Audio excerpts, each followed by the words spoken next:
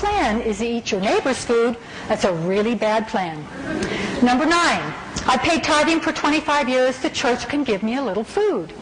There are members of the church who truly believe in their hearts that when the bad times come, the church is going to come through like Joseph in Egypt, and they're going to bring food to everyone and save us all. Absolutely not true. All the houses, all the storehouses, all of the silos that the church has would feed 4% of the members of the church. Not the nation, but the members of the church. Now, I live in Arizona, so I do not plan to be part of that 4%. Maybe some of you have the connections, and you might be, but I'm not planning on it. So here's another. If you're planning on eating someone else's food, the church is not going to be doing that. Number 8, I'm going to move in with my parents or my children. Really? All by itself, that's a really bad plan. Point being, you're planning on eating someone else's food.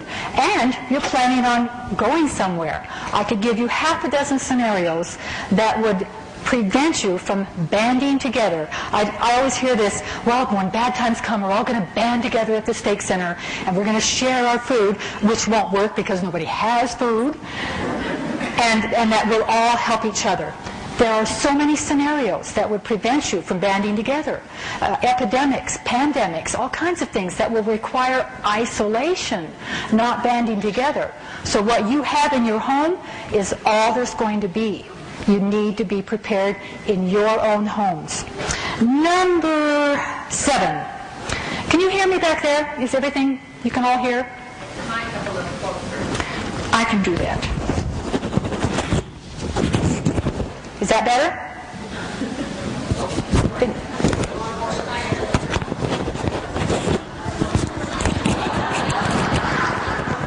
Is that better? But I'm talking. I can talk. Oh, I love this one. I have a year's supply, and the bullets to go with it.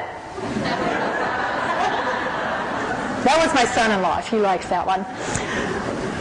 Generally, it's the kind gentleman that will come up and say, I just don't get it. It doesn't make sense to me to go to all the effort and the money to get a year's supply and then have some guy with a gun come and threaten my family or even kill my family to get that food.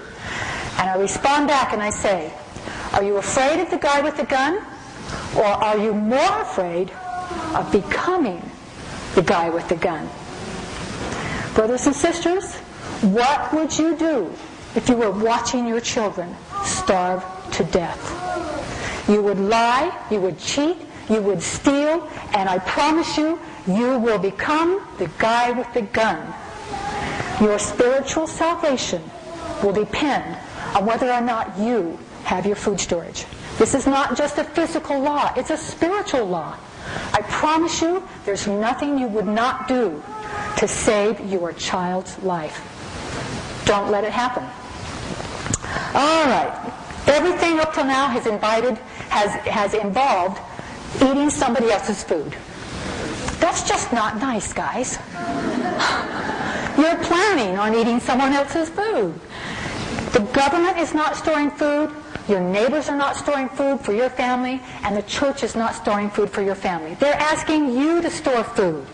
It behooves all of us to follow the counsel. Get your own food.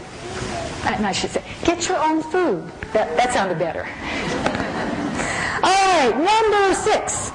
The boat and the four-wheelers are taking up all my storage space. Number 5. 3 letters, Y2K. Okay, that's 2 letters and a number. But the point is, you think it's not going to happen. No, it's not going to happen. Remember Y2K? Nothing happened. My husband got every toy in the world. He got generators and guns and all kinds of great stuff. He loved Y2K. But nothing happened. Every prophecy that's ever been given is going to be fulfilled. We just don't know when. Don't plan on. It's better to be prepared and have it not happen than have it happen and not be prepared. Number 4. The government's going to rush in and save us all if anything happens. I was hoping you'd laugh. I don't have to say it, do I? Number 3. I can't afford scrapbooking and food storage. the guys get this, but the women get it. We live in the richest society in the history of the earth. The standard of living that we have is amazing. And even if you think you're poor, you are wealthy compared to most of the world. It's a matter of priorities. You have to make food storage important. You've got to want to get it, and then you will. When I asked how many of you had a cell phone, I did it so that you would turn them off. But I also wanted to show you that everybody here has a cell phone, but not everybody here has a food storage. A normal food storage with the system that I'm going to show you can cost as little as $1 a day per person. You're spending $1 a day on your cell phone. Please don't let your cell phone be more important than your family's temporal salvation. Number 2, I'm waiting for the cannery to sell Papa John's dehydrated pizza. I really am. It's going to happen. Things are moving along. I think it'll happen. We have a stigma with food storage, and we think if it isn't involving wheat and beans and powdered milk, that it's not food storage. And I'm going to show you tonight that you can think outside the box. And the subtitle of the little booklet that you have is Putting the Foods You Love into Your Food Storage. Chocolates, nuts, raisins, sweet and sour chicken, taco pie, tamale pie, chicken creole, shepherd's pie, all kinds of foods that you would never think could be in your food storage can be in your food storage. You're going to get excited. You're going to think, wow, I'm going to eat better in the bad times than I do now. So it's just a matter of your imagination and your pocketbook are about the only thing that are going to keep you from going all out. And the number one reason why I don't have a year's supply of food, a year? I thought it was 72 hours.